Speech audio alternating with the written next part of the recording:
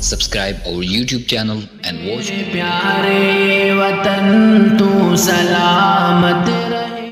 اب یہاں پر میں واقعہ کو روکتا ہوں اور دو باتیں میں بتاتا ہوں تاکہ آپ کو سمجھ میں آئے کہ سیاست کیسے ہوئی.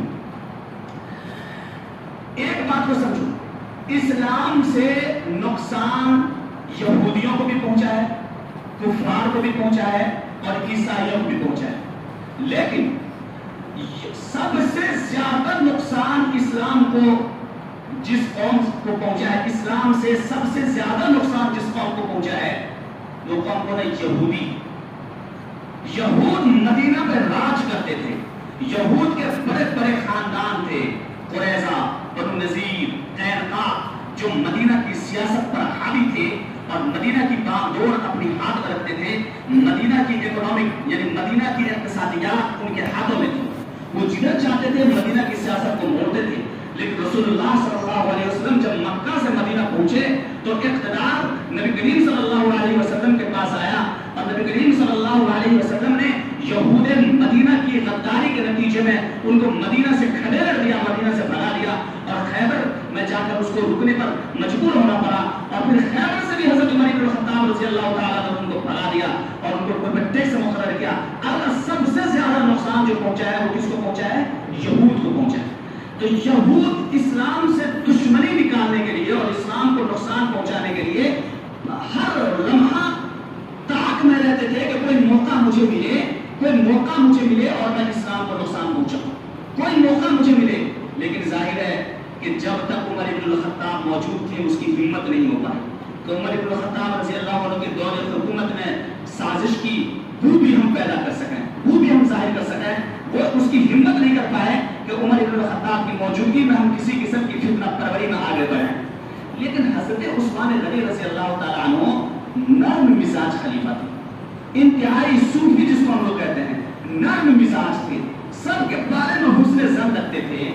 تو اسی دور خلافت میں ایک جو دور خلافت حضرت عثمان بن عفان کی ہے، حضرت عثمان بن عفان رضی اللہ تعالیٰ عنہ کی دور خلافت 12 سال ہے، 12 سال 3 مہینہ 12 سال 3 مہینہ 4 دن دور خلافت ہے حضرت عثمان بن عفان رضی اللہ تعالیٰ عنہ کی.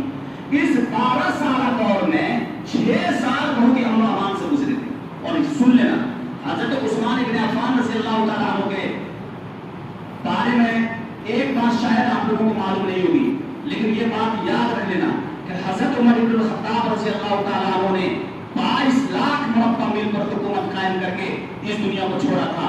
لیکن حضرت عثمان بن عفان رضی اللہ تعالیٰ عنہ نے صرف اپنے 6 سال کے دور میں اس 22 لاکھ کو 44 لاکھ میں تبدیل کیا. اور حضرت عثمان بن عفان رضی اللہ تعالیٰ عنہ کے دور میں 44 لاکھ مربع میل پر اسلام کی حکومت پھیلی تھی. 44 لاکھ مربع میل پر یہ افغانستان اور خراسان تک اسلام کی حکومت قائم ہو چکی تھی اور اسلامی سلطنت پھیل چکی تھی. ایک بات سمجھ لینا تم، حضرت عثمان بن عفان رضی اللہ تعالیٰ عنہ کے دور میں 8 صوبے تھے. کتنے صوبے تھے؟ 8 صوبے تھے. یاد رکھنا 8 صوبے تھے. وہ صوبہ کتنا بڑا بڑا تھا؟ آج کل میں ایک صوبہ 3 ملک بنا ہوا ہے، ایک صوبہ 3 ملک بنا ہوا ہے. وہ صوبہ کون تھا؟ مکہ، بائیں طرف مکہ، مدینہ، یمن اور بحرین، یہ 4 تھے ادھر بائیں طرف. اور ادھر مصر، بصرہ، کوفہ، دمشق یعنی شام. یہ کل کتنے صوبے ہوئے؟ 8 صوبے تھے. یہ 8 صوبے حضرت عثمان بن عفان رضی اللہ تعالیٰ عنہ کے دور میں تھے اور بڑے بڑے صوبے تھے. یہ جو شام کہہ رہا ہوں اس میں فلسطین تھا، اسرائیل تھا. یہ جو یمن میں ادھر کہا اس میں دبئی وغیرہ کا علاقہ شامل تھا. پرانے نقشہ پہ دبئی نہیں ہے، دبئی وغیرہ کا بھی حصہ جو ہے یمن میں شامل تھا. تو الگ بڑے بڑے صوبے 8 صوبے حضرت عثمان بن عفان رضی اللہ تعالیٰ عنہ کی سلطنت میں مسلمانوں کے تھے. اس جگہ حضرت عثمان بن عفان کی نرم مزاج ہونے کی وجہ سے ایک ویلن کی انٹری ہوتی، ڈاکو. بس یہی وہ وقت ہے، 6 سال کی مدت گزر چکی ہے اور ایک شخص مدینہ میں آتا ہے، عبداللہ بن سبا بن سلول کا پوتا، سبا کا بیٹا، عبداللہ نام. عبداللہ بن سبا مدینہ آتا ہے، یہودی تھا. وہ اپنے باپ دادا کے دین کا بدلہ لینا، اپنے باپ دادا کے خون کا اور بے عزتی کا اور مدینہ سے بھگانے کا بدلہ لینا چاہتا تھا. اسلام کو مسخ کرنا چاہتا تھا، اسلام کو برباد کرنا چاہتا تھا. وہ مدینہ آیا اور اسلام قبول کر لیا. اسلام کا لبادہ اوڑھا, مدینہ آیا. صنعاء, یمن میں ایک شہر ہے صنعاء, وہاں کا رہنے والا تھا. مدینہ آیا, اسلام قبول کیا اور مسلمانوں کے درمیان وہ رہنے لگا. تاریخ پڑھو گے تو تم کو عجیب سا لگے گا کہ ایک شخص عبداللہ بن سبا نے اسلام کی تاریخ کو تعریف کر دیا تنہا. یہ ویلن ہے, جیسے ہر فلم میں ایک ڈاکو ہوتا ہے نا, ہر ناول میں ایک ڈاکو ہوتا ہے.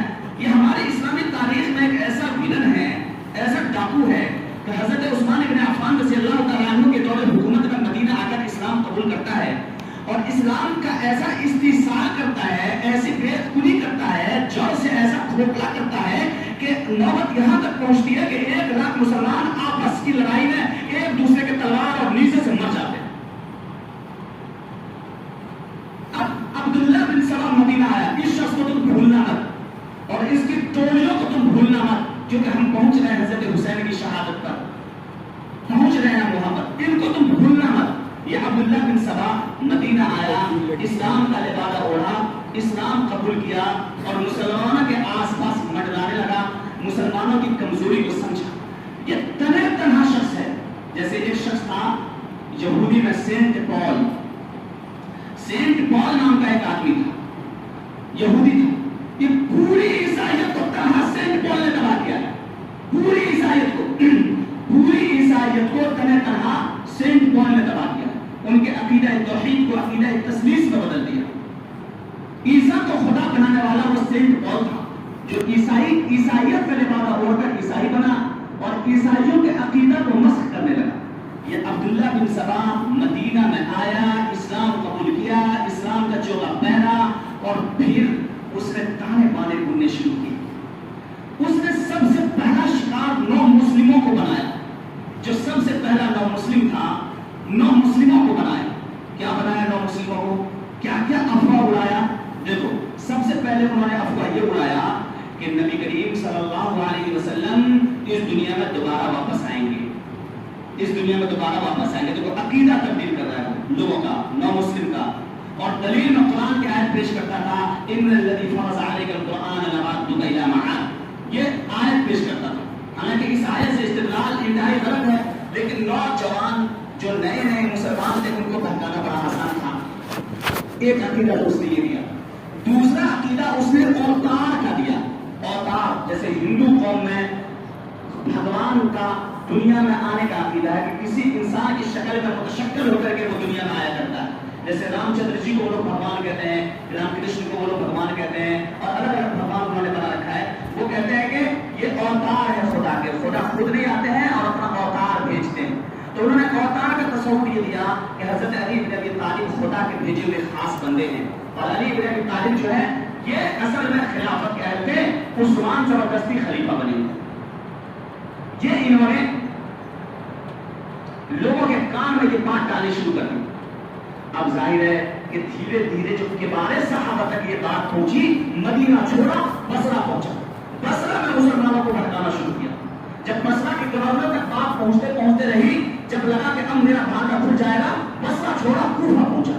اس طرح سے وہ 8 صوبوں میں گھوم گھوم کر اپنا ہر کارہ تیار کیا. اپنے مزاج کے افراد انہوں نے تیار کیے, جس میں انہوں نے کہا کہ عثمان زبردستی خلیفہ بنا ہوا ہے, علی کو خلیفہ بننا چاہیے. دیکھو علی کی محبت اس نے لوگوں کے دلوں میں ڈالنی شروع کی کہ داماد رسول ہیں اور ان کو خلیفہ نہیں بنایا گیا ہے اور عثمان خلیفہ بنے گے. اس طرح سے بہت سارے لوگوں کو حضرت عثمان غنی رضی اللہ تعالیٰ عنہ کے حوالے سے بدزن کر دیا. لیکن ظاہر ہے کہ یہ ساری چیزیں ایسی تھی کہ نوجوان اور 9 مسلم میں تو یہ بات آ سکتی تھی, لیکن جو بڑے صحابہ تھے, کبار صحابہ تھے, وہ لوگ ان باتوں سے متاثر نہیں ہو رہے, بلکہ بعض صحابہ نے تو ان کو ڈٹوایا, بعض صحابہ نے ان کو ڈانٹا بھگایا اور کہا کہ تمہارے اندر فطرت کی بو آتی ہے. تو حضرت عثمان ابن عفان رضی اللہ تعالیٰ عنہ بیچارے نرم مزاج تھے, ان تک یہ بات پہنچی تھی ایک مرتبہ کہ عبداللہ بن سبا نام کا ایک فتنہ پرور ہے جو آپ کے 8 صوبوں میں گھوم گھوم کر آپ کے خلاف سازش تیار کر رہا ہے. حضرت عثمان ابن عفان نے اس کو اپنے پاس بلوایا تھا, لیکن اس نے غلطی مان لی اور کہا کہ میں ایسا نہیں کرتا ہوں. عثمان ابن عفان نے تنبیہ کر کے اس کو چھوڑ دیا اور حضرت عثمان ابن عفان رضی اللہ تعالیٰ عنہ مطمئن ہو کر بیٹھ گئے. لیکن وہ شخص शख्स रुका नहीं। अब एक बात सुनो, उन्होंने तीसरा इल्जाम ये लगाया हजरत उस्मान इब्न अफ़्फ़ान पर कि उस्मान इब्न अफ़्फ़ान परिवारवाद कर रहे हैं, अपने आदमी को दौरे खिलाफत में अपने आदमी को ज्यादा ओहदा दे रहे हैं, ज्यादा गवर्नरी दे रहे हैं, अपने खानदान के लोगों को गवर्नर बना रहे हैं। ये अकरबा परवरी परिवारवाद का इल्जाम लगाया। अब जाहिर है कि ये इल्जाम ऐसा था कि अच्छे अच्छे लोग जो है इससे मुतासिर हो जाते हैं, अच्छे अच्छे लोग इस में आ जाते हैं। हालांकि इसकी हकीकत क्या थी सुनो, मैंने बताया कितने सूबे थे, 8 सूबे थे, उसमें से 4 सूबे थे वो जजीरतुल अरब के सूबे कहलाते थे, मक्का, मदीना, यमन और बहरैन। ये बहुत ही पुरअमन सूबे थे, ये पूरे पुरअमन सूबे थे, इतने पुरअमन सूबे थे कि यहाँ एक भी इस्लामी छावनी नहीं थी, एक भी फौजी अड्डा नहीं था, एक भी इस्लामी छावनी नहीं थी। और इधर जो 4 सूबे थे, कूफा, बसरा, शाम और मिस्र, ये चारों कुफ्र के बॉर्डर पर था। जैसे कूफा शाम बिल्कुल रोम के बॉर्डर पर था, और संगम ऑफ इस्लाम एंड कुफ्र कह सकते हो कि बिल्कुल बॉर्डर पर वाक़ हुआ था ये चारों सूबा। और तो इन चारों सूबों में फितना उठा करता था, तो इन चारों सूबों में इस्लामी छावनी दाखिल थी, इस्लामी छावनी है। इन 8 सूबों में से 6 सूबों में जो गवर्नर थे वो हजरत उस्मान के रिश्तेदार नहीं थे, याद रखिएगा। इन 8 सूबों में से जो 6 सूबे थे, यमन, बहरैन, मक्का, मदीना और बसरा और मिस्र, इन 6 सूबों में हजरत उस्मान इब्न अफ़्फ़ान के रिश्तेदार गवर्नर नहीं थे। सिर्फ 2 सूबे थे जिसमें हजरत उस्मान इब्न अफ़्फ़ान के रिश्तेदार गवर्नर थे। एक तो शाम में हजरत अमीर मुआविया थे और दूसरे कूफा में वलीद बिन उक़बा थे। उनके वलीद बिन उक़बा, ये उक़बा रसूलुल्लाह के बहुत बड़े दुश्मन थे, है ना, उसी का दुश्मन था, उसी का बेटा है। जैसे हजरत अबू जहल का बेटा इकरामा सहाबी बना ना, तो उक़बा का बेटा वलीद सहाबी बना। तो वलीद बिन उक़बा कहाँ के थे गवर्नर? वलीद बिन उक़बा कूफा के थे। और ये कहाँ के थे? ये शाम के कहाँ थे? अमीर मुआविया शाम के। ये दोनों हजरत उमवी थे, ये दोनों हजरत अमीर मुआविया के, हजरत उस्मान इब्न अफ़्फ़ान के खानदान के थे, सिर्फ 2। अब क्या हुआ सुनो, हजरत उस्मान इब्न अफ़्फ़ान ने सोचा कि बसरा और मिस्र के गवर्नर को चेंज किया जाए, तब्दील किया जाए। बहुत से सुनते रहे, बसरा और मिस्र के गवर्नर को चेंज किया जाए। बसरा में गवर्नर थे अबू मूसा अशअरी रज़ियल्लाहु ताला अन्हु, और मिस्र में गवर्नर थे अमर इब्न अल-आस रज़ियल्लाहु ताला अन्हु।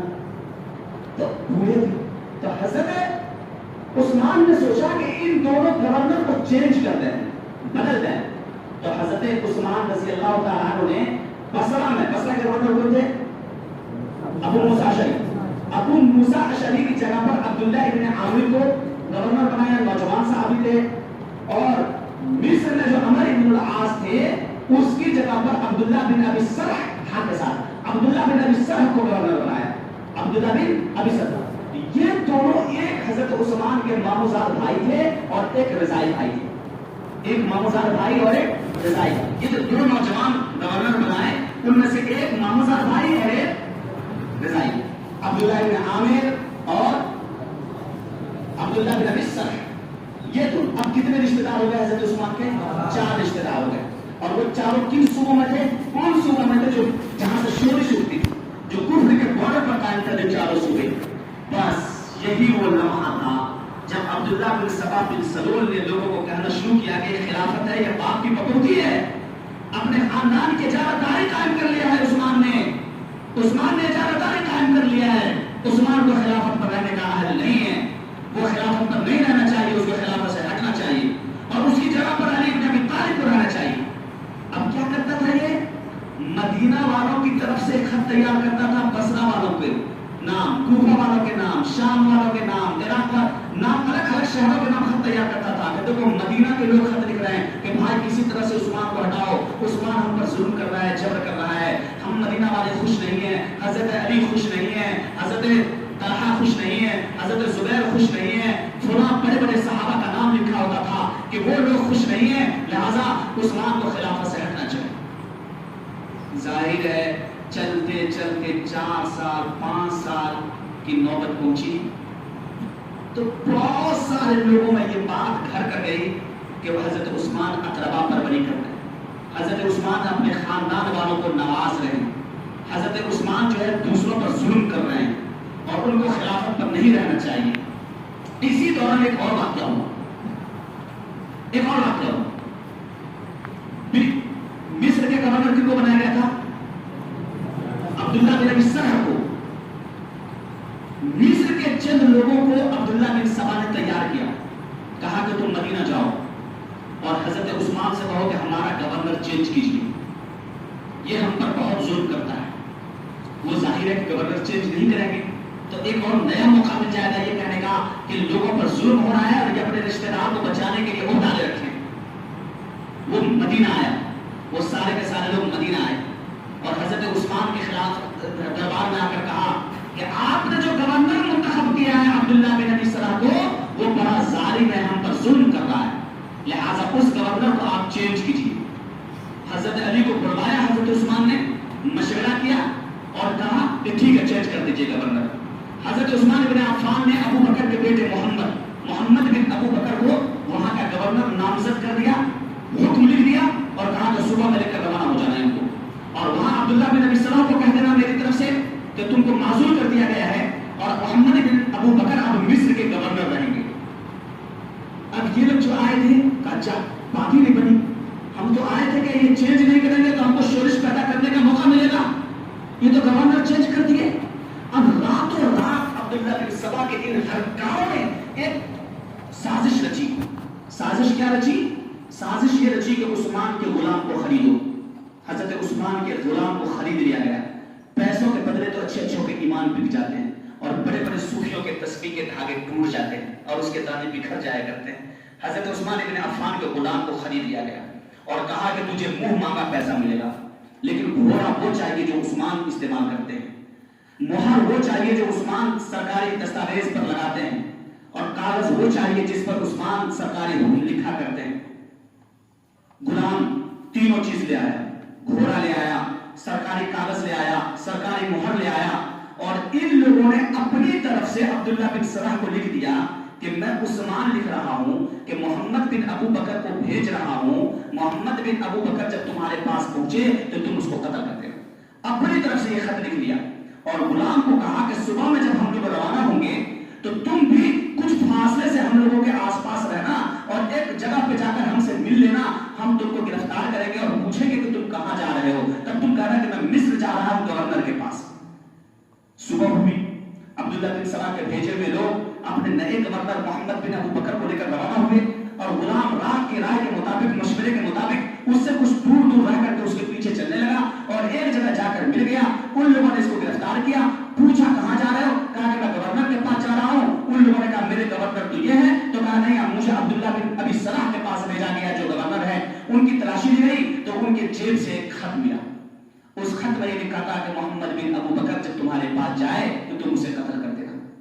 सोचो कितनी बड़ी साजिश इन मनहूसों ने तैयार की थी। हजरत उस्मान इब्न अफ़्फ़ान जो सीधे साधे थे, जिसको अल्लाह के रसूल ने फरमाया था कि उस्मान को देखकर अल्लाह भी हया करता है, जिस उस्मान ने कितने कुएं सदका किए थे, दूसरों को पानी पिलाया था, जिस उस्मान ने गुलाम सदके किए थे, जब घर साली हुई थी तो अपना पूरा सामान तिजारत सदका कर दिया था, लोगों में तकसीम कर दिया था।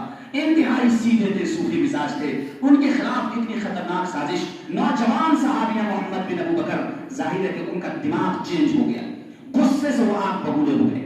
मदीना पहुंचे, हजरत अली के पास पहुंचे और कहा कि देखिए ये बुढ़ा हो गया है लेकिन खिलाफत के हवस इससे हट नहीं रही है, ये मेरे मौत का फरमान अब्दुल्ला बिन अबी सरह को लिखता है कि जब ये मिस्र पहुंचे तो उसे कत्ल कर दो। हजरत अली रज़ी अल्लाह तआला अन्हु मोहम्मद बिन अबू बकर को लेकर हजरत उस्मान के पास पहुंचे। हजरत उस्मान से पूछा कि ये मोहर आपका है? कहा कि हाँ। ये कागज सरकारी है? कहा कि हाँ। ये घोड़ा आपका है? कहा कि हाँ। ये गुलाम आपका है? तो कहा कि हाँ। क्या ये खत आपने लिखा है? तो कहा खुदा की कसम मैंने ये खत नहीं लिखा है। यही वो मौका है कि मोहम्मद बिन अबू बकर ने हजरत उस्मान की दाढ़ी पकड़ी और कहा कि बुढ़ा तुझे खिलाफत की हवस नहीं जाती। आंखों से आंसू निकल गए हजरत उस्मान इब्न अफ़्फ़ान के और कहा कि भतीजे अगर तेरा बाप आज जिंदा होते तो क्या तुम्हारे बाप के सामने की हिम्मत होती कि तुम मेरी दाढ़ी पकड़ते? मोहम्मद बिन अबू बकर पीछे हटते, ऐसा लगा कि उनके बदन के बाल खड़े हो गए, रोते जलाली आवाज सुनकर वो पीछे हटे और फिर वो कभी आगे नहीं बढ़ी। ये झूठ है, तारीख में लिखा हुआ कि उनके कातिलीन में मोहम्मद बिन अबू बकर का भी नाम आता है। ये गलत है। यही वो वक्त है कि जब मोहम्मद बिन अबू बकर को एहसास हुआ कि शायद कोई बड़ी साजिश चल रही है, बड़ी सियासत चल रही है इस्लाम के खिलाफ, और वो पीछे हटते हैं। इधर अब्दुल्ला बिन सबा ने इस वाकया को 7-8 स्टेट में फैला दिया, सूबे में फैला दिया, और कहा कि देखो अबू बकर जो पहले खलीफा थे और अल्लाह के रसूल ने जिनके बारे में बड़ी फजीलत बयान फरमाई है, उनके बेटे के कत्ल का और मौत का फरमान हजरत उस्मान ने अपने हाथ से लिखा है, लिहाजा चलो मदीना की तरफ कूच करो और उस्मान को खिलाफत से अहल करो या फिर उसे कत्ल कर दो। बसरा से, कूफा से, इराक से, यमन से, बहरैन से, मिस्र से लोग टूट पड़े मदीना की तरफ। क्यों? कूच करो, मार्च करो, मदीना की खिलाफत का तख्ता पलट दो, उस्मान को वहां से हटाओ, उस्मान को कत्ल कर दो।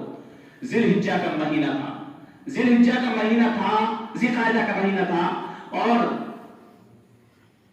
हजरत उस्मान इब्न अफ़्फ़ान रज़ी अल्लाह तआला अन्हु के घर का और खिलाफत का मुहासरा कर लिया गया, उनके दरबार का घेर लिया गया चारों तरफ से बाहर के लोग। और हालत ये थी कि मदीना में सिर्फ 17 सहाबा मौजूद थे, सिर्फ 17 सहाबा मौजूद थे, बाकी सारे सहाबा हज करने को जा चुके थे, हज पे जा चुके थे। हज का मौसम था, हज पे जा चुके थे। वक्त भी ऐसा मुंतखब किया कि कोई सपोर्ट न मिल सके, इनको कोई सपोर्ट न मिल सके, और फिर नौबत यहां तक पहुंची कि हजरत उस्मान इब्न अफ़्फ़ान का पानी बंद कर दिया गया, प्यास से वो तड़पने लगे। हजरत अली ने अपने दोनों शहसवार हजरत हसन और हुसैन को पहरा पे लगा दिया कि उस्मान की हिफाजत करो। हजरत तलहा ने अपने बेटे को, हजरत जुबैर ने अपने बेटे को अब पहरा पे लगाया कि तुम हजरत उस्मान की हिफाजत करो। हजरत उस्मान इब्न अफ़्फ़ान रज़ी अल्लाह तआला अन्हु अपनी अहलिया के साथ, घर वालों के साथ घिर गए, बाहर नहीं निकल पा रहे थे। और हजरत अमीर मुआविया रज़ी अल्लाह तआला अन्हु जो शाम के गवर्नर थे, जो हजरत उस्मान इब्न अफ़्फ़ान के रिश्तेदार थे और बहुत ही सख्त मिजाज रखते थे और बहुत ही हिकमत और दानाई वाले थे, उन्होंने हजरत उस्मान इब्न अफ़्फ़ान की जब यह हालत सुनी तो हजरत उस्मान इब्न अफ़्फ़ान से कहा कि आप तलवार निकालिए, आप हुक्म दीजिए, मैं कूफा से मैं फौज भेजता हूँ, और जो उन मदीना को खाली करवा लेगा, उन बागियों से जो धरना दे रहे हैं मदीना में, उनको खाली करवा लेगा। लेकिन अल्लाह के रसूल सल्लल्लाहु अलैहि वसल्लम के परवरदा थे हजरत उस्मान, उन्होंने कहा कि मैं मदीना में खून खराबा नहीं करना चाहता, फौज भेजने की जरूरत नहीं है। हजरत अली बिन अबी तालिब ने कहा कि ऐसा कीजिए कि आप शाम चले जाइए हजरत मुआविया के पास। हजरत मुआविया ने कहा कि फिर आप शाम चले आइए हमारे पास, आप चले आइए, वहां से निकलवाना मेरा काम है। लेकिन हजरत उस्मान ने कहा कि नहीं, मैं दयार महबूब को नहीं छोड़ सकता, रसूलुल्लाह सल्लल्लाहु अलैहि वसल्लम के शहर में मैंने जिंदगी गुजारी है, मैं अपनी मौत मदीना के बाहर नहीं देखना चाहता, मैं मदीना ही में रहूंगा। आखिर ऐसा हुआ कि इन लोगों ने घर को तोड़ा, घर में घुसे और हजरत उस्मान इब्न अफ़्फ़ान को कत्ल कर दिया। बड़ी बेदर्दी से कत्ल हुआ है हजरत उस्मान इब्न अफ़्फ़ान का। अगर ये मेरा मौजूद रहता तो मैं बतलाता कि कितने बेदर्दी से हजरत उस्मान इब्न अफ़्फ़ान रज़ी अल्लाह अन्हु को इन नालायकों ने कत्ल किया। फिर क्या था, मदीना बरवाइयों से भरा हुआ, बाहर के लोग थे, सबाई गिरोह थे, सबाई टोले थे जो मदीना पर काबिज हो चुके थे। खलीफा को शहीद कर दिया गया था, खिलाफत की कुर्सी खाली हो चुकी थी, और मस्जिद नबवी में भी इमामत वही लोग कर रहे थे जो लोग बागी थे, सबाई टोले, वो इमामत कर रहे थे। बड़े बड़े साहबे किराम मक्का में हज में हैं। हजरत आयशा सिद्दीका रज़ी अल्लाह अन्हा को पता चलता है मक्का में कि हजरत उस्मान इब्न अफ़्फ़ान को कत्ल कर दिया गया, तो वो मदीना आने के बजाय मिस्र रवाना हो जाती है कि मैं किसी तरह से मैं मिस्र चली जाऊं, क्योंकि मदीना बरवालियों से भरा हुआ है। वो अपनी जान बचा रही है और हजरत आयशा रज़ी अल्लाह अन्हा मिस्र पहुंचती। ये कैसे नौबत है, नबी को गए हुए कुछ दिन हुए हैं, एक तन्हा शख्स अब्दुल्ला बिन सबा बिन सलूल है जो देखो किस तरह से उसने साजिश रची, कैसे। अब हजरत अली इब्न अबी तालिब को खलीफा बनाया गया, उन्हीं लोगों ने जबरदस्ती हजरत अली इब्न अबी तालिब को खलीफा बनाया। हजरत अली इब्न अबी तालिब के हाथ पर तमाम सहाबा ने बैत की। हजरत अमीर मुआविया को हुक्म दिया गया कि आप बैत कीजिए। हजरत अमीर मुआविया हजरत उस्मान के खानदान के थे। हजरत अमीर मुआविया ने कहा कि ऐ अली, मैं उस वक्त तक बैत नहीं करूंगा आपके हाथ पर जब तक कि आप उस्मान के कातिलीन से बदला न ले लें, आप उस्मान के कातिलीन से क़िसास न ले लें, उस वक्त तक मैं आपके हाथ पर बैत नहीं करूंगा।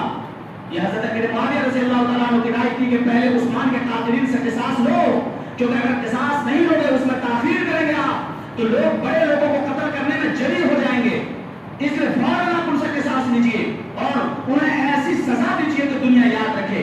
और हजरत अली इब्न अबी तालिब रज़ी अल्लाह अन्हु की राय थी कि मदीना बरवालियों से भरा हुआ है, मदीना बाहर لوگوں سے بھرا ہوا ہے. میں سب سے پہلے مدینہ کو خالی کر لوں, مدینہ میں باہر کے لوگ جو گھسے ہوئے ہیں اس کو میں باہر کروں, اور اس کے بعد میں عثمان کے قاتلین سے چن چن کر میں بدلا لوں گا اور قصاص لوں گا. بس یہ نقطۂ نظر ہے اختلاف کا حضرت امیر معاویہ کا اور حضرت علی کا. حضرت علی چاہتے تھے کہ ابھی قصاص نہ لوں, حضرت امیر معاویہ چاہتے تھے کہ فوراً آپ قصاص لیں. حضرت امیر معاویہ نے بیعت کرنے سے انکار کر دیا, حضرت علی نے ان کو باقی جانا, اور پھر دو بڑی بڑی جنگیں ہوئی. ایک جنگ جمل جو صرف ایک دن جنگ چلی, 13,000 صحابہ کرام اور مسلمان ایک دوسرے کے تلوار اور نیزے سے مر گئے. اس کے بعد جنگ صفین ہوئی, 2 مہینے تک یہ جنگ چلی, 73,000 مسلمان ایک دوسرے کے تلواروں سے قتل ہوئے. 73,000 مسلمان ایک دوسرے کے 86,000 مسلمان صرف ان 2 جنگوں میں قتل ہوئے, جنگ جمل اور جنگ صفین میں. پھر ابھی ان دونوں کے درمیان جنگ چل رہی تھی, ایک نیا فرقہ وجود میں آیا جس کا نام تھا فرقہ خوارج رکھا گیا, جن کی رائے یہ تھی کہ معاویہ کو بھی ہٹاؤ, ان کی رائے یہ تھی کہ علی کو بھی ہٹاؤ, ایک تیسرا خلیفہ نامزد کرو, اس کو خوارج کہا گیا. خوارج سے بھی مقابلہ ہوا حضرت علی بن ابی طالب کا, جسے جنگ نہروان کہا جاتا ہے. اس میں 4,000 افراد قتل ہوئے. کل کتنے ہو گئے؟ 90. تقریباً 1 لاکھ افراد جو ہے ان 3 جنگوں میں قتل ہو رہے ہیں, ان 3 جنگوں میں. خیر اس میں زیادہ وقت نہیں لگاتا, یہ مشاجرات صحابہ ہے, صحابہ کی آپس کی لڑائی ہے, یہ اجتہادی غلطی ہے. پھر 5 سال کے بعد ان دونوں نے آپس میں معاہدہ کیا, حضرت امیر معاویہ اور حضرت علی نے. حضرت امیر معاویہ کی حکومت قائم رہی شام میں, اور حضرت علی رضی اللہ تعالیٰ عنہ کی حکومت قائم رہی کوفہ میں, مکہ پہ, مدینہ میں, یعنی جزیرۃ العرب کے صوبے پر حضرت علی بن ابی طالب کی حکومت رہی. اور بقیہ جو ادھر تھا, بصرہ تھا, مصر تھا اور شام تھا, اس سب پر حضرت امیر معاویہ کی حکومت رہی. دونوں افراد حکومت کر رہے تھے, اپنی اپنی جگہ پر حکومت کرنے لگے. لڑائی بند ہو گئی, جنگ کا خاتمہ ہو گیا. جنگ کا خاتمہ ہو گیا تو ظاہر ہے کہ صفائی ٹولے کو یہ کیسے پسند کہ ابھی تو کتنی اچھی لڑائی چل رہی تھی, ان لوگوں نے لڑائی بند کر دی. امیر معاویہ نے کچھ صوبے کو لے کر حکومت کرنی شروع کر دی, اور حضرت علی نے کچھ صوبے کو لے کر حکومت کرنی شروع کر دی. ظاہر ہے صفائی ٹولے کو یہ بات پسند نہیں تھی. عبداللہ بن سبا کو تو حضرت علی نے زندہ آگ میں جلا دیا تھا. جب پتا چلا کہ یہی فتنہ پرور ہے, اصل فتنہ پرور ہے, تو حضرت علی بن ابی طالب نے اس کو زندہ جلایا ہے. عبداللہ بن سبا کو آگ میں زندہ جلا دیا. عبداللہ بن سبا وہ تو مر گیا, لیکن ظاہر ہے کہ اس کا ہرکارہ تو موجود تھا, اس کی پوری ٹیم تو موجود تھی. وہ کیسے اس بات کو تسلیم کرتی کہ حضرت امیر معاویہ اور حضرت علی بن ابی طالب اپنے اپنے علاقے میں حکومت کریں اور پھر جو ہے اسلام آپس میں نہ لڑے. تو ان خوارج نے, سبائی نے خوارج کے ساتھ مل کر, سبائیوں نے خوارج کے ساتھ مل کر سب ایک ہی جگہ پر گئے, مل کر یہ ایک سیاست کی ایک سازش رچی کہ 3 آدمی کو اگر قتل کر دو ابھی تو اسلام پھر سے دست و گریباں ہو جائے گا. 3 آدمی کو قتل کر دو, اسلام کا نیتا کوئی نہیں بچے گا, اسلام کی رہنمائی کرنے والا کوئی نہیں بچے گا. 3 افراد کو قتل کر دو. کہا کن کو؟ کہا مصر کے گورنر عمر بن العاص کو. اس وقت تک حضرت علی بن ابی طالب جب آئے تھے تو گورنر وغیرہ چینج کیا. مصر کے گورنر عمر بن العاص کو, شام کے گورنر امیر معاویہ کو, کوفہ میں حضرت علی کو. ان تینوں کو قتل کر دو. تینوں کو قتل کر دو, اور قتل آگے پیچھے نہیں ہونا چاہیے, ایک ساتھ قتل ہونی چاہیے. تو وقت متعین کیا گیا کہ فجر کی نماز کے وقت تینوں کو قتل کر دیا جائے گا. مصر میں عمر بن العاص کو, کوفہ میں حضرت امیر معاویہ کو, شام میں حضرت امیر معاویہ کو, اور کوفہ میں حضرت علی کو. حضرت علی بن ابی طالب رضی اللہ عنہ نے ایک کام یہ کیا اپنے دور خلافت میں کہ راجدھانی تبدیل کر دی. مدینہ سے راجدھانی کوفہ چلے گئے, اور یہ جتنے سبائی ٹولہ تھے وہ سب کوفہ میں چلے گئے. کوفہ میں سبائی زیادہ تھے. مدینہ جو راجدھانی حضرت عثمان کے دور تک رہا, حضرت علی بن ابی طالب نے راجدھانی چینج کی. اور چینج کرنے کی جو بظاہر یہ وجہ لگتی ہے کہ اسلام کی سلطنت چونکہ پھیل چکی تھی تو مدینہ بہت دور واقع ہو جا رہا تھا, اور کوفہ درمیان میں واقع ہوتا تھا, نزدیک میں واقع ہوتا تھا, اور باضابطہ وہاں فوجی چھاونی وغیرہ قائم تھی, اس لیے اپنا دارالخلافت وہیں بنانے کو بہتر سمجھا. اور بعض لوگوں نے لکھا ہے کہ جو سبائی ٹولے جو حضرت علی بن ابی طالب کے فیور میں تھے بظاہر, وہ لوگ زیادہ حامیان کوفہ میں تھے, تو حضرت علی بن ابی طالب نے اپنی راجدھانی کوفہ کو بنایا. ادھر 3 افراد الگ الگ منتخب ہوئے. अब्दुर्रहमान इब्न मुलजिम को मुतय्यन किया गया हजरत अली के लिए, और तब क्या दो और अफराद को मुंतखब किया गया, अमर इब्न आस के लिए और अमीर मुआविया के लिए। अमर इब्न आस रज़ी अल्लाह तआला अन्हु उस दिन फजर की नमाज में आए ही नहीं, उस दिन फजर की नमाज में नहीं आए। हजरत अमीर मुआविया रज़ी अल्लाह तआला अन्हु आ रहे थे, उसने तलवार से हमला किया, पेशानी पर काट पड़ी। हजरत अमीर मुआविया के हाथ में खुद तलवार थी, उनको पछाड़ा और उनको कत्ल कर दिया। हजरत अमीर मुआविया पर काबू नहीं पा पाए। फिर तीसरा जो अब्दुर्रहमान इब्न मुलजिम था, उसने हजरत अली इब्न अबी तालिब रज़ी अल्लाह तआला अन्हु को कत्ल कर दिया। फौरन हजरत अली इब्न अबी तालिब रज़ी अल्लाह तआला अन्हु को एहसास हुआ कि अब मैं बच नहीं पाऊंगा। अपने बड़े बेटे हजरत हसन को बुलवाया और कहा कि अगर मैं इस हमले से मैं मर जाऊं, शहीद हो जाऊं, तो फिर तुम एक ही बार से उस कातिल को हलाक कर देना। कातिल गिरफ्तार हो गया था अब्दुर्रहमान इब्न मुलजिम, और अगर मैं जिंदा बच गया तो फिर मैं जो चाहूंगा वो करूंगा। हजरत अली इब्न अबी तालिब रज़ी अल्लाह तआला अन्हु नहीं बच सके। रमजान मुबारक का महीना था और हजरत अली इब्न अबी तालिब रज़ी अल्लाह तआला अन्हु की शहादत हो गई। लोगों ने हजरत हसन को खलीफा बनाया, जो अली के मानने वाले थे। एक तो अमीर मुआविया हुकूमत थी, अली के मानने वाले थे, तो हजरत हसन को खलीफा बनाया। हजरत हसन 6 महीने तक खिलाफत पर रहे, तो हजरत मुआविया का खत पहुंचा हजरत हसन के पास कि बेटा सुलह कर लो, सुलह कर लो, कब तक इस्लाम आपस में दस्तों गिरवा रहेगा, तुम अभी बच्चे हो, नौजवान हो। हजरत हसन ने कहा कि मैं चंद शर्तें रखता हूं, अगर आप उन शर्तों को तस्लीम कर लें तो मैं सुलह करने को तैयार हूं। हजरत अमीर मुआविया ने सादा कागज भेज दिया, कहा जितने शराइत लिखने उस पर लिख दो, मेरी तरफ से मंजूर है। हजरत हसन रज़ी अल्लाह तआला अन्हु ने चंद शराइत लिखी और फिर सुलह हो गई, और रसूलुल्लाह की वो पेशी गोई सही साबित हुई कि मेरा ये नवासा 2 गिरोहों में सुलह कराने का जरिया बनेगा, मेरा ये नवासा 2 गिरोहों में सुलह करवा देगा। फिर क्या था, इस्लाम की वो सल्तनत जो हजरत उस्मान बिन अफ़्फ़ान के दौर में तने तनहा थे और फिर बाद में बढ़ गई थी। हजरत अमीर मुआविया की हुकूमत आते ही 41 हिजरी में हजरत अमीर मुआविया रज़ी अल्लाह तआला अन्हु पूरी सुलह होती है 41 हिजरी में, और फिर जो है पूरी इस्लामी सल्तनत पर हजरत अमीर मुआविया की हुकूमत कायम हुई। और फिर हजरत अमीर मुआविया ने अज़्बकिस्तान, ताजिकिस्तान, आज़रबाईजान, आर्मेनिया, इन तमाम इलाकों को फतह किया हजरत अमीर मुआविया रज़ी अल्लाह तआला अन्हु। और फिर लगा कि इस्लाम का एक सुनहरा दौर शुरू हुआ है।